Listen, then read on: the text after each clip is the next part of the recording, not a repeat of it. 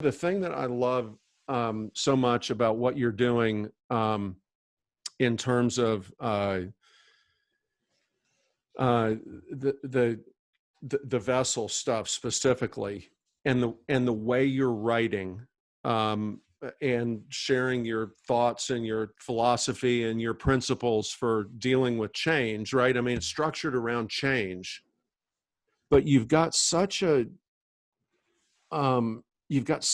unique orientation toward preemptive readiness, Yeah. right? And I know we talked a little bit about, you told me the first time we met around the accident that if this piece had not been in place, and this piece had not been in place, and this piece had not been in place, and this person hadn't known this, it might have been a very different story, right? In terms of Very even much your so. survival potentially. Hmm. But so many people who are involved in change, helping people in businesses, it's reactive. And I love this kind of proactive, maybe it takes a professional athlete who got that in a very different way for a very different length of time, who can no longer just live in the professional athlete world, to realize how important kind of the training, the fitness, all these kind of things are. And thematically that's coming out in the publications, the essays. Think So about I this. love it. Think if there was a prize at what's a marathon? 26.2 miles. Yep, Think I if think there so. was a prize right now at the end of a marathon, and all you had to do is finish. How many people are in marathon shape right now? Yeah, Just not me. maybe 5% of the population is in marathon shape right now. Yeah, And maybe, so right. just by being in shape, you are in position to take advantage of something that somebody else isn't. So you don't have to go Yeah, look for an opportunity. You just have yeah, to be in the most optimal shape for the things that come to you. And now let's say we were doing cycling or swimming or rope climbing, like whoever is in the most optimum capacity for whatever that thing is, they'll be able to take advantage of it. And you can't develop that in the moment of truth. Amazon can't mm, say, okay, we want to increase our logistics. Walmart is trying to do that right now, so they can't take advantage of direct to consumer. Airlines have certain things that they didn't plan for. Like everybody has certain things that they haven't taken into account, but the people who have, you see that they're thriving and they haven't missed a beat. And so this whole idea of preparing for the unknown so that you can take advantage of it in ways that other people can't when the moment arises is the thought process and everything. And you yeah, can really only do that by knowing yourself and knowing your capabilities. So it yeah, forces you to look internal and not look external, because if you look external, you'll be playing copycat, which you never want to be in any capacity. yeah, yeah. It's just, I think you're gonna, we talked about this a little bit when you came over. It's hard to get what you're doing the way you're doing it out of the ground. It's hard to get those first few engagements that start to build into other engagements. But I got a good feeling about what's going to happen for you in this world. It's not an easy lift. I haven't experienced it to be an easy lift. People who do similar things as me, similar size as me, Mhm. it's not an easy lift, right? And but you're focusing on all of the right things, which when we get focused on just survival, you know, as opposed to making the difference we want to make, I think it's too easy to give up. But when we're focused on the difference we want to make, the difference we feel like we're supposed to make, Yeah. it creates a different driving force, a different reason to train. and be ready. Mm-hmm. And, you know, I mean, that's during this time, you know, we would have never done a podcast. We would have never thought about reaching a larger audience with this idea of challenge is the fuel for growth.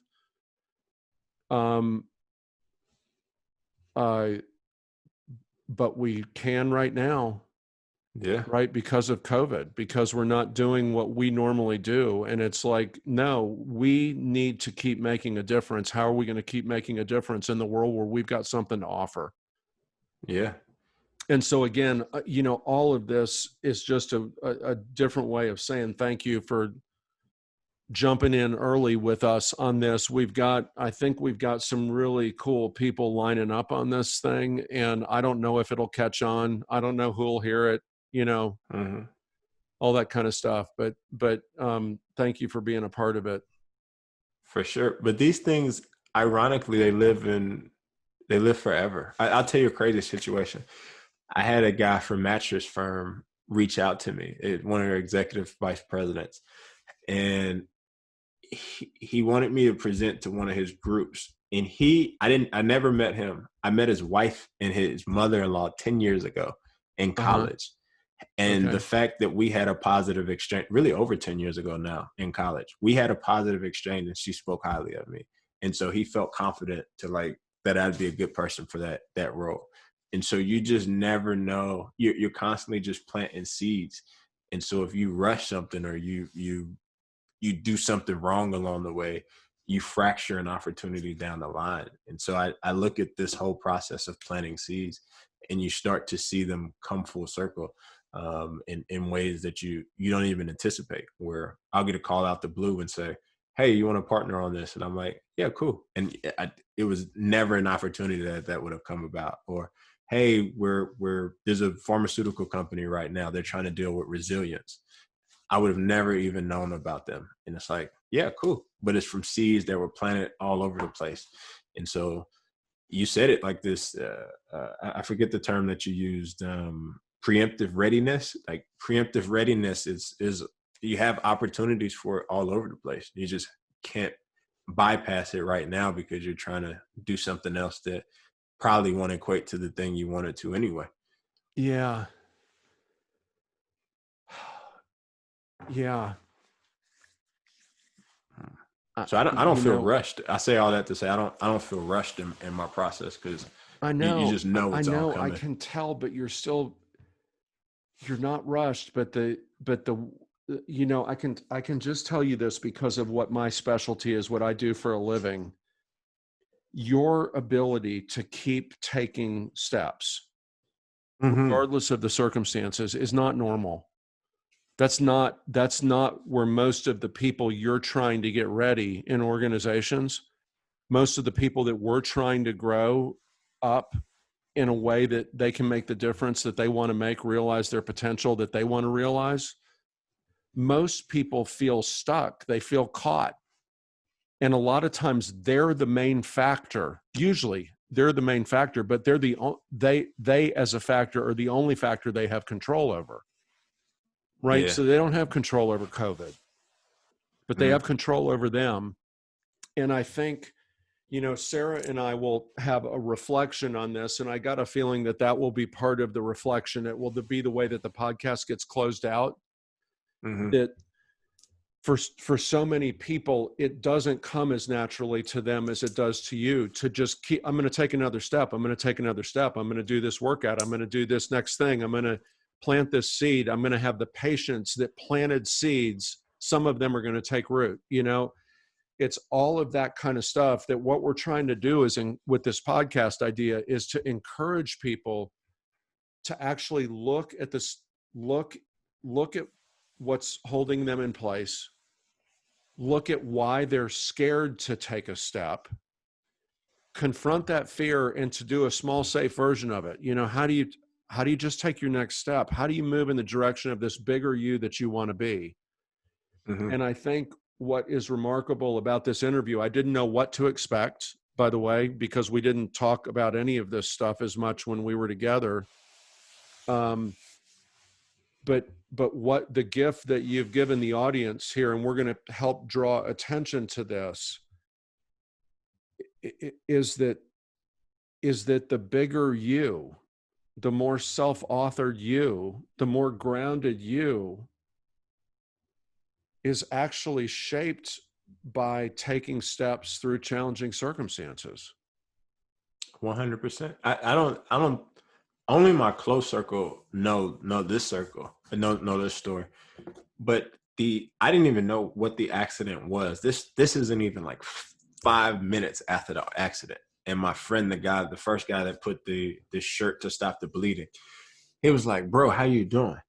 And you're in shock, your adrenaline's running. And the first sentence that came out my mouth was, "Hustlers don't stop, they keep going."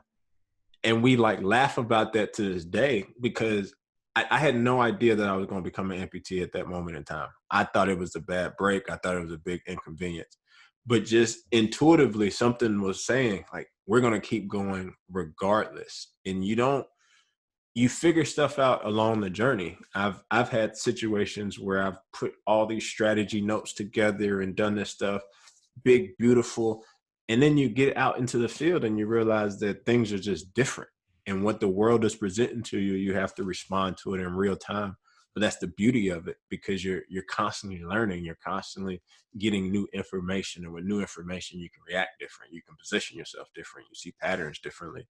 And so I can't, like, it's almost it's like a fish. If a fish stops swimming, they drown. Like, yeah, like if a fish stops swimming, even in its own element, it drowns. And so you can be in your element, but if you're not moving, you're self-sabotaging, so you have to keep moving. Like, we're designed to move. Yeah. I almost asked this during the interview, but then I thought I didn't know where it would go. But have you ever met Bethany Hamilton, the soul surfer Nah, girl that lost her arm in the shark accident?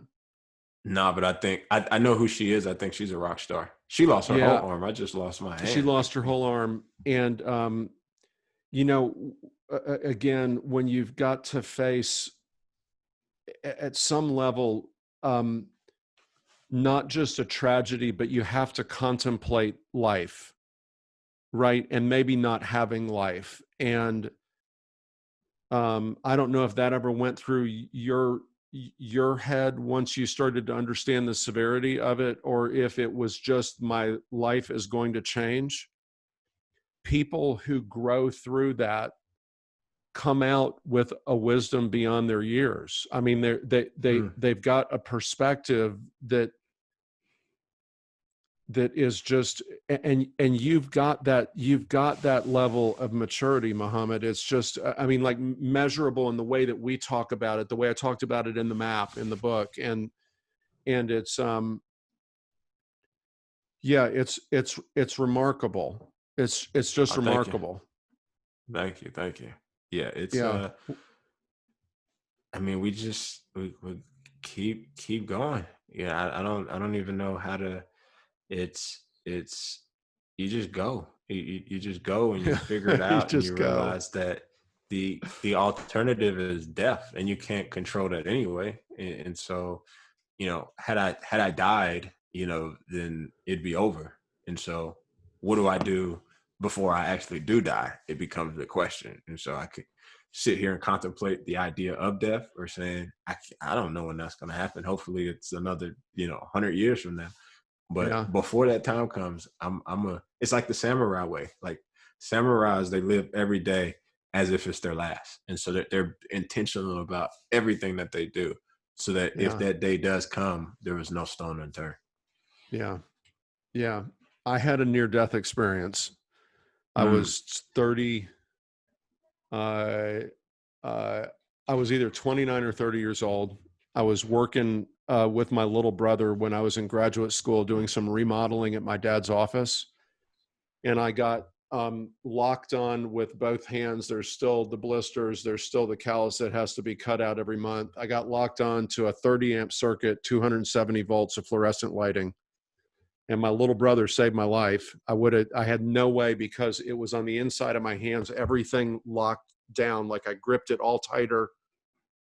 collapsed, and he just, with an adrenaline rush, hit me so hard that I actually went through, not all the way through, but broke the drywall out on a wall that was 12 feet behind the ladder at the same height I was standing on the ladder. And I spent 3 days in the hospital. If he had not been there, I was gone. There was nothing I could do for myself, right? And there is something about having to deal with something that's that big that changes the I'm looking for a word that I can't get right now. It's like it recasts the meaning of all of the petty stuff that's going on that you don't have control over. It recasts the meaning of politics, people worried about whatever. It's like, no, it's all bigger than that now, right? Yeah. That's why I had such a hard time answering that question about like what's challenging, because it's all relative. And I'm not in a hospital bed. I'm not pumped with, Yeah, drugs or IV. you've Yeah. been through a bigger thing than most people go through, Yeah. right? So And I'm like, even I know, it's good. All right, we need to spend some more time together. I Um, look forward to it.